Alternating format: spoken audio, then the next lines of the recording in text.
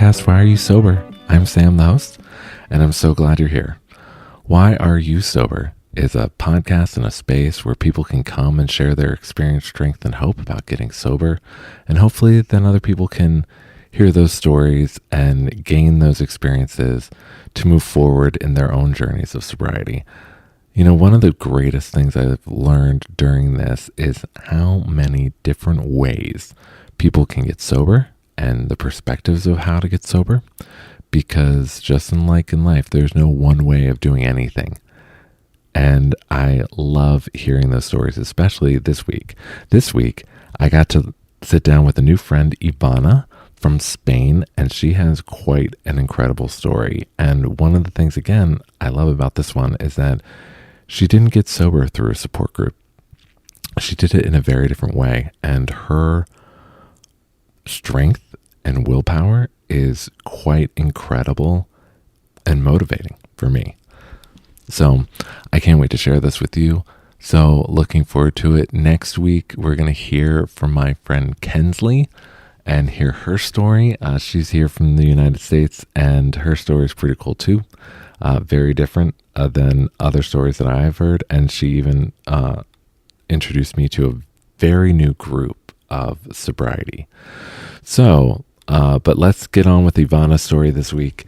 So let's go with the serenity prayer. Good and gracious friend, grant me the serenity to accept the things I cannot change, the courage to change the things I can, and the wisdom to know the difference. Amen. Hey. Hi. How are you? I'm good. How are you? I'm doing well. Thank you so much for doing this. You're welcome. Yeah. I was surprised to see something like that on Reddit, and I was super curious to participate. Yeah. Well, I'm a big sober life promoter, let's say. That's awesome. Yeah. So where do you live? I live in Spain at the moment, but I'm originally from Serbia. That's awesome. Yeah. And between these two countries, I lived in France for 7 years. Yeah. Oh, wow. So you grew up in Serbia? Yeah, I grew up in Serbia. I lived there till my 22. Okay. And so when were you born? I was born in 1992. Okay. And so what was, how long did you live in Serbia? What was that like? I lived in Serbia till I was 22 years old, so I spent there most of my childhood. I mean, my generation saw a little bit of war, but overall, Serbian culture is very, very welcoming, very loving, let's say. So these are my memories from childhood that I want to hold on to. Yeah. And what about your family? Like parents, siblings, like? Yes, I have an older sister, and my parents were divorced. My father passed to alcohol. He had cirrhosis, and my mom remarried. They split when I was maybe 13 years old. After that, I was kind of switching between mom and dad. But yeah, the memories of dad's drunk nights are still somewhere there. Yeah. Mind. Yes. Yeah. So you definitely, your family has a history of addiction. Yes. Yeah. That's it. Yeah. Yeah. And I'm sorry, was it primarily your dad or also your mom? No, it was primarily my father. Yeah. Yeah. I mean, you have to add to that I think culturally speaking, I mean, it's a country where people drink a lot in general. Yeah. Very strong drinks are kind of recognized as national drinks, and it's just very common. So yeah, I would say that definitely was present in family. Yeah. Also in surrounding. I've kind of felt that drinking has become a national pastime for most countries. Yeah. Not just America, not just Germany, not just England, but most Yeah. countries enjoy Yeah. having a national pastime of drinking. So when did you finally leave the house? When did you finally move out on your own? I moved out at 22 Okay. when I left to live in France. Okay. Yeah. And what brought you to France?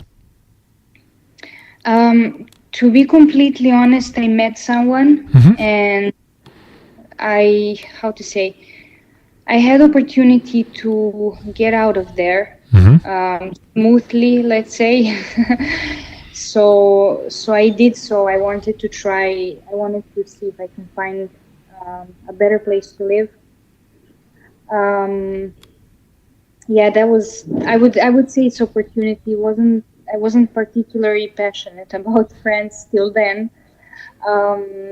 It was really the opportunity that came up, and with a noble reason. I fell in love, so Yeah. it was one more motivation to go. Yeah. And when did you start drinking? When did that become a part of your life? It's very hard to say. I'm pretty sure that I had a few sips from my grandfather when I was a kid. Yeah, of course. Yeah. But I think around 12 or 13, I would say. Yeah. That you really Yeah. started, that you actually had like a drink, that you started drinking. Yeah. You start going out little by little. Um, you start making friends. You start hanging out in the neighborhood. Yeah. We had phones, so we could text, like we could communicate with our parents. We could stay, behind two blocks, Yeah. hiding a little bit, and yeah, that's how it began. Yeah. So were you just seeking it for fun? Like just to fit Yes, in? of course. Yeah. I honestly think that everybody's first cup was for the circumstance, like to don't say no to the group, right? Yeah. Yeah. Like, I honestly haven't ever met in my life a person who said my first drink was heaven. I knew immediately that it's my passion. Yeah.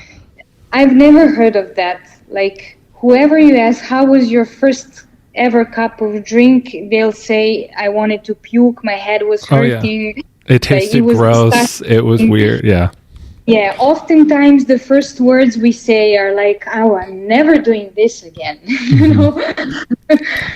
Yeah. So you went to France and you fell in love and got out of Serbia. And so what was drinking like? What was that, or what was your addiction like, a part of that at that time?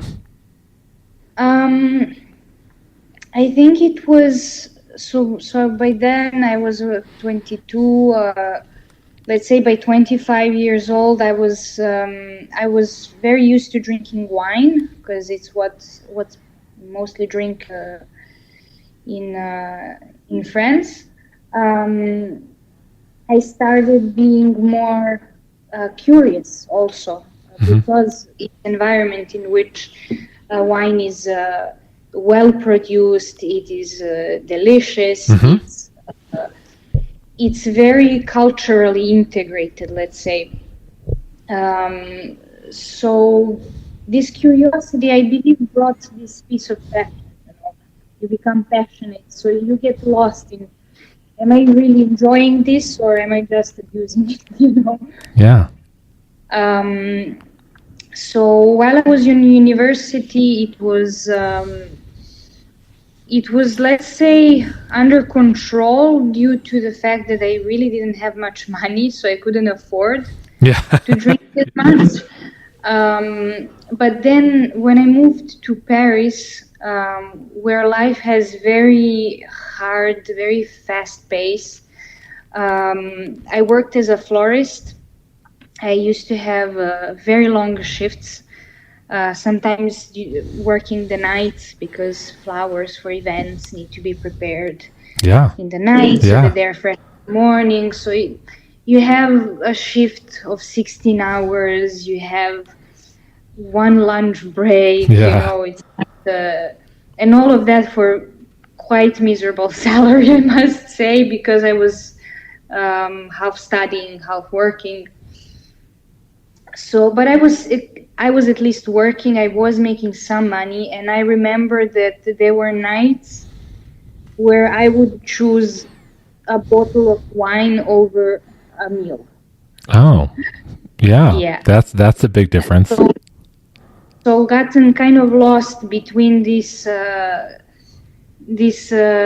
how to say, presence of wine in the cultural aspect, and Yeah. having rough dynamic life. Like it's so easy to find comfort in it. It's so available, it's so easy. You just It's a wonderful coping mechanism. Yeah. It is Yeah, great. it sure is. Yeah. Yeah, it sure is. Yeah. So you're in France, you're still drinking and now 25. So where has the love interest gone at this point? Are they still around or have they left or Who, sorry?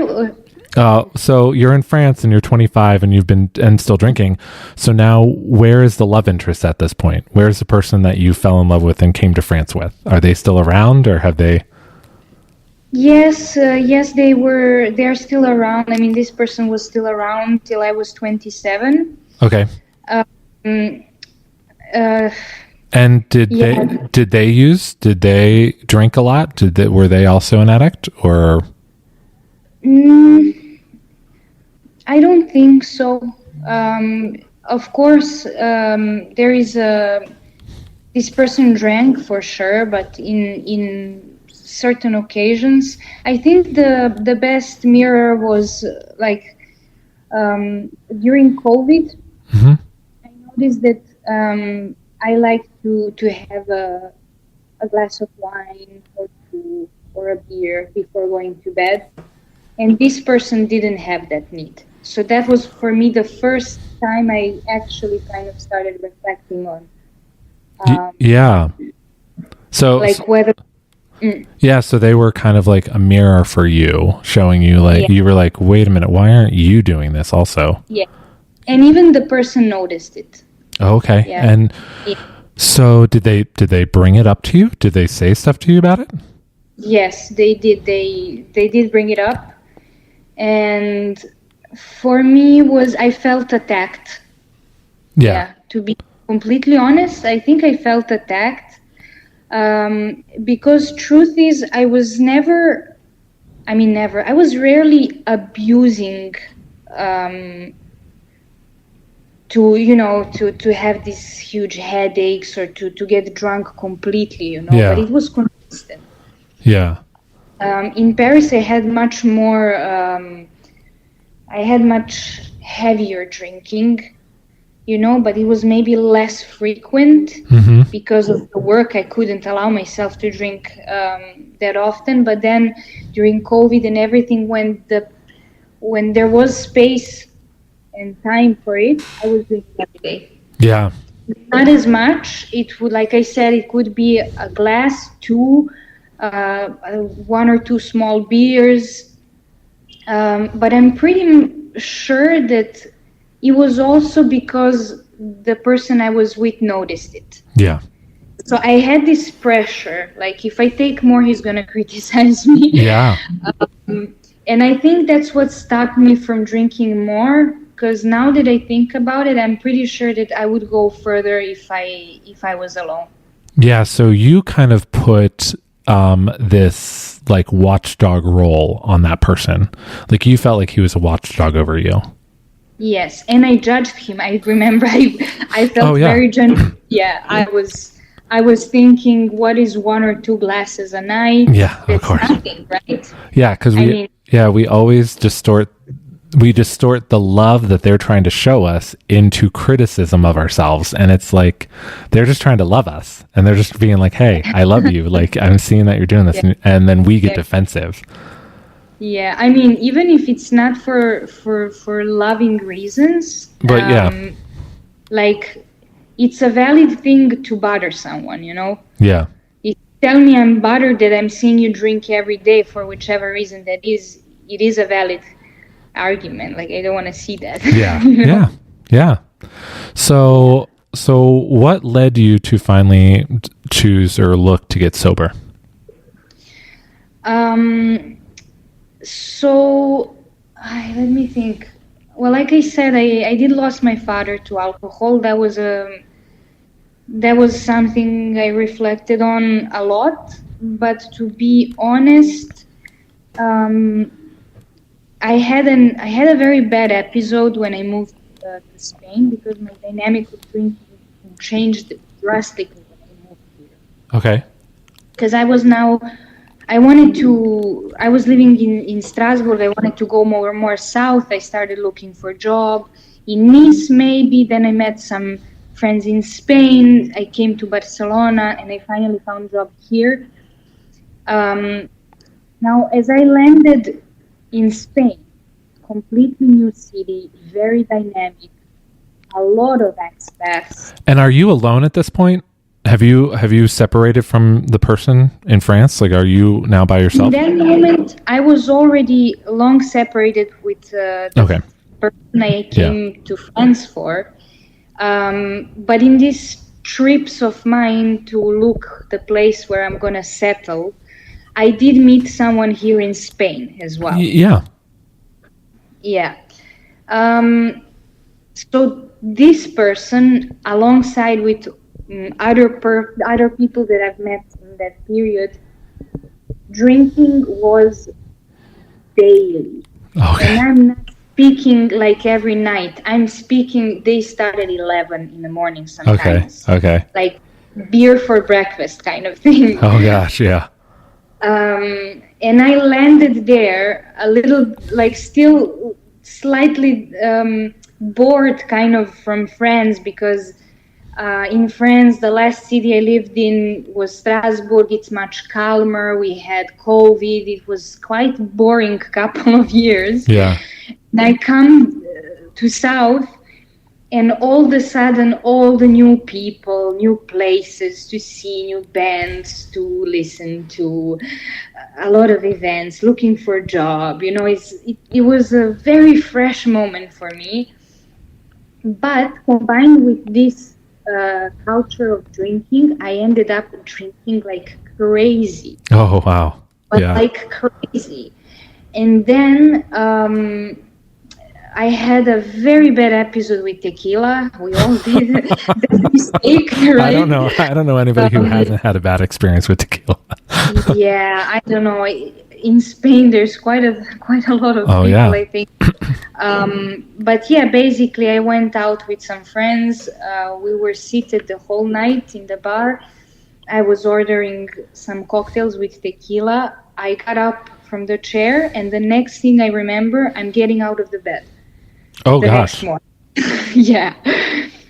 And then the stories started, like, people were telling us what happened last night. Oh, gosh.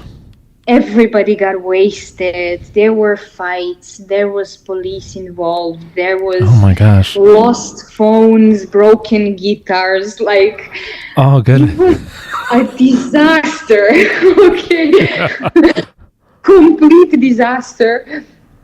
To which I would I don't think I would react the same way if my body was not destroyed to the point where I wanted to cry. Like, I was sick. I was poisoned from I didn't. It's not getting drunk. It's I intoxicated myself. I was sick for 4 days. Yeah.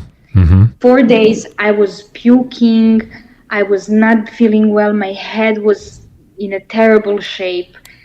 I smelled bad, like it was evaporating. Yeah, it was coming. It was coming out of your pores. You were sweating it out. And I think it's only in that moment that I felt ashamed, like, of myself, and also in front of my father. Like, did you die for this so that I do the same thing? Destroy myself like this. and I felt really bad about myself. I got kind of depressed a little bit. Um, Luckily, the smell of alcohol became like I wanted to do just from smelling alcohol after that.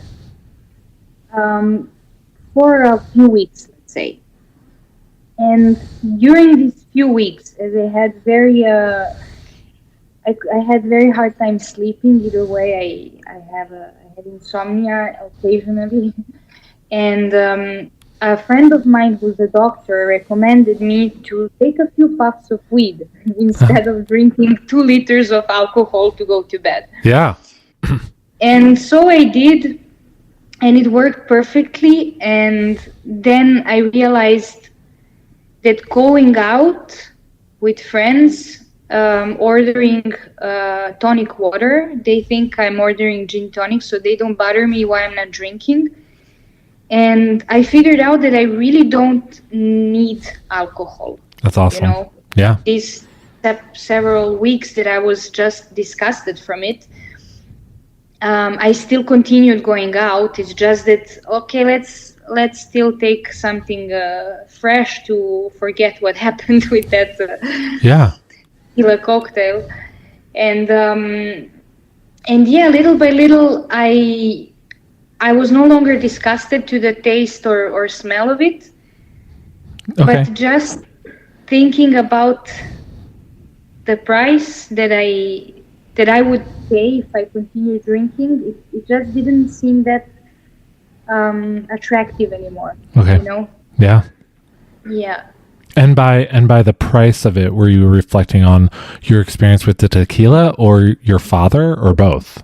Like, I think mostly I refer to what you do with your body, like how you feel.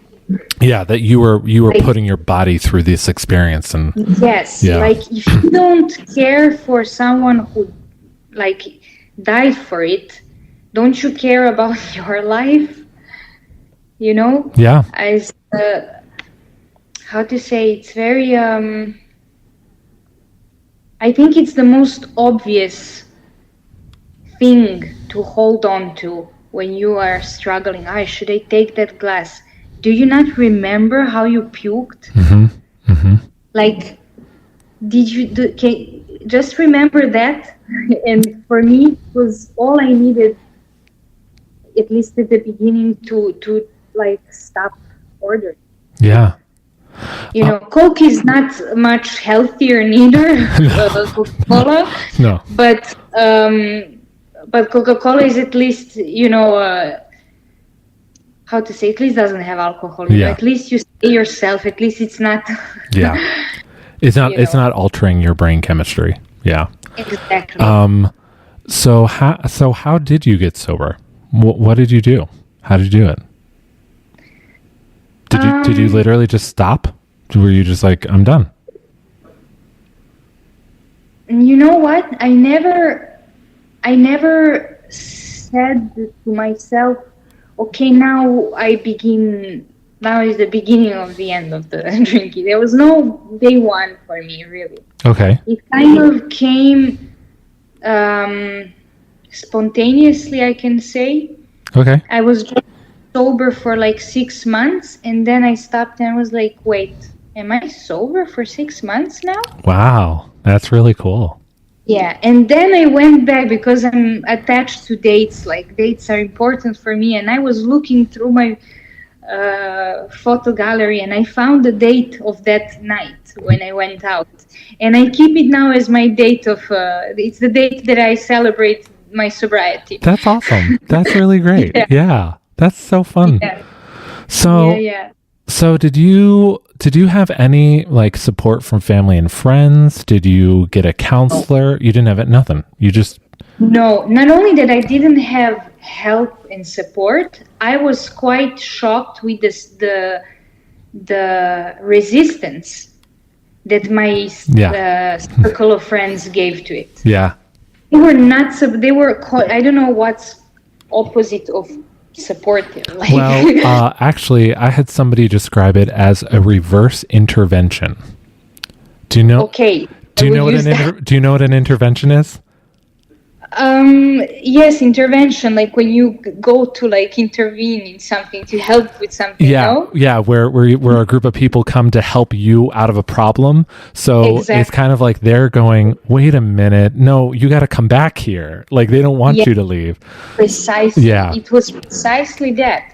It was constant justification, constant explication, constant, why are you not drinking? yeah, Oh, come on, just one glass, like yeah, constantly. And I really loved it's it's kind of mean to say, but I really loved that I had that father card in my pocket. yes, Because I would immediately, although it was not my number one reason why I stopped. Like I said, my father passed away maybe 3 years before I stopped drinking. yeah, So my main reason was my health, how I feel in my body. That was my main reason. yeah, But whenever I came to resistance, I was so happy I had that. Like, oh, come on, why are you doing that?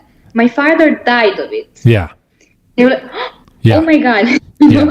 That And then you realize, sorry to no, interrupt go you, ahead. No, I'm sorry but for then you interrupting. realize like how much like personal that is in the end. Hmm. Like consumption of drugs in general, whatever it is, it's very personal. Don't push me into it. It's not very respectful because otherwise you might put yourself in uncomfortable situations where I'm telling you that I lost someone. Yeah, yeah, yeah. I just was gonna say I so admire the strength you had and like of just knowing who you are, the strength of knowing who you are and just being like, no, I'm gonna listen to what my body is telling me, and that is more important to me than what you're saying to me. Yeah. Yeah, but some people told me that I was never a real alcoholic because I stopped over a night, you know. Yeah, I love how people feel like they can tell us we're not an alcoholic, but then they also say they can't tell us we're an alcoholic. And so I'm like, okay, well, which is it? Because I can definitely and again, it comes down, that is very true. You were the one who's in control of the situation. You were claiming that control, and you're saying, you know what? I appreciate that you don't think I am, but I do. And I think this is a problem. And Yeah. so yeah, that's really impressive. You have a lot of strength and to be able to resist that peer pressure. But also, I mean, are those people still your friends? Are Those who stayed very quickly adapted okay. and very quickly learned. Yeah. Yes. Yeah, yeah. It was.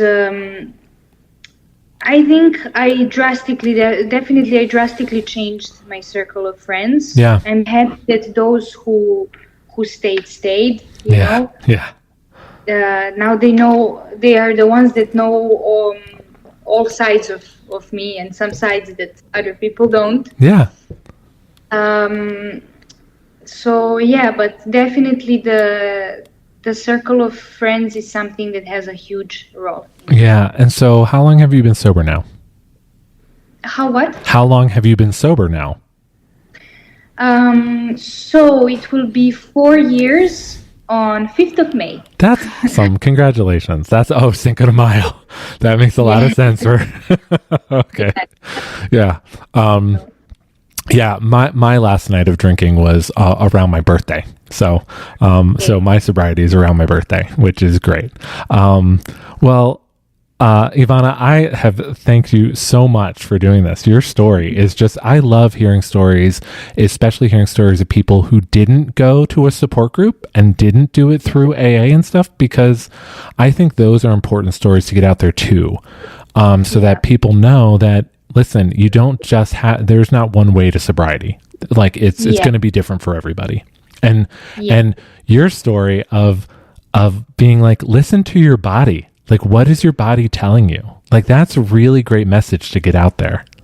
It is. And if I could add one message that I would like to please transmit, something that helped me is accepting that drinking, like any other drug, is a choice.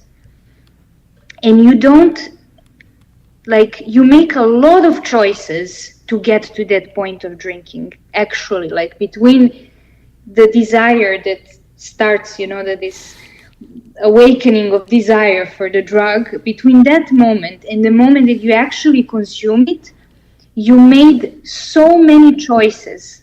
One same choice. I'm going to put these shoes on so that I can get my alcohol. I'm going to go downstairs so that I can get my alcohol. I'm going to spend my money so that I can spend that alcohol. And so on and so on. So there's at least 10 times you made a decision to go drinking, So if you accept that, like, you take responsibility for your decision, then drinking is no longer some invisible force, the devil on the shoulder, something external, it's internal, thus you have control over it. Yeah. So one of the quotes that I have some quotes on the wall in front of me where I work. So one of the quotes that kept me most going is, "This is the change that I want to make." Mm-hmm. So when I'm putting my shoes on, let's say I want to buy alcohol, I'm thinking, this is the change that I want to make. I want to learn how to stop here, not go more further. I love that. This is the change. This is the change I want to make. I'm going to put that on a sign in front of me too. Because so many times have I heard, I don't know where to start. And it's such a soothing excuse. It is. I don't know where to start. I don't know where to start. You know where to start. You make decision 10 times before you actually do it. Yeah. Start with the first decision. Yeah. Yeah. Yes. So, Ivana, I'm going to ask you now. So why are you sober? What keeps you sober today?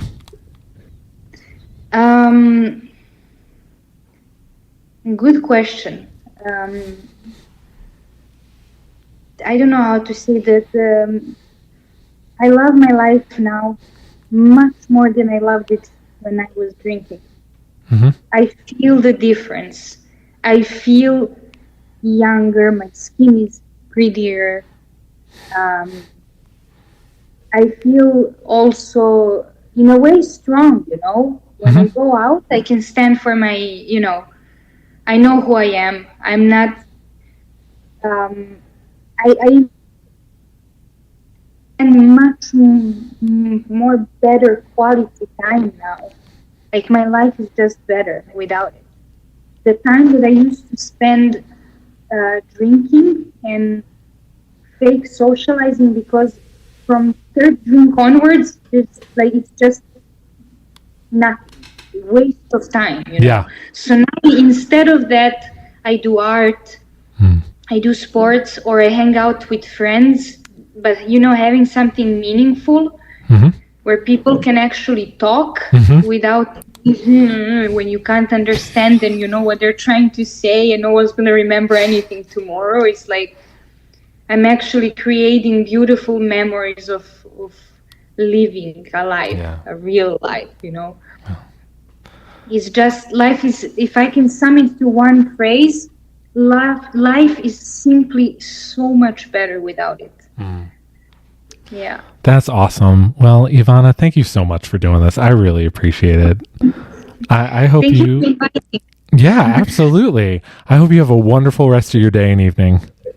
Yeah, thank you so much. Bye. Bye-bye. Well, I want to just thank Ivana again for coming on and sharing her story with us. I am so sorry that this podcast was a couple days late. I have been very sick this week, so it's just been a struggle for me to get some stuff done. But thank you for coming back. And next week, we're going to hear Kensley's story. So come back for that one too. And until next week, I hope you have a lot of peace, love, and joy in your life. Bye, friends.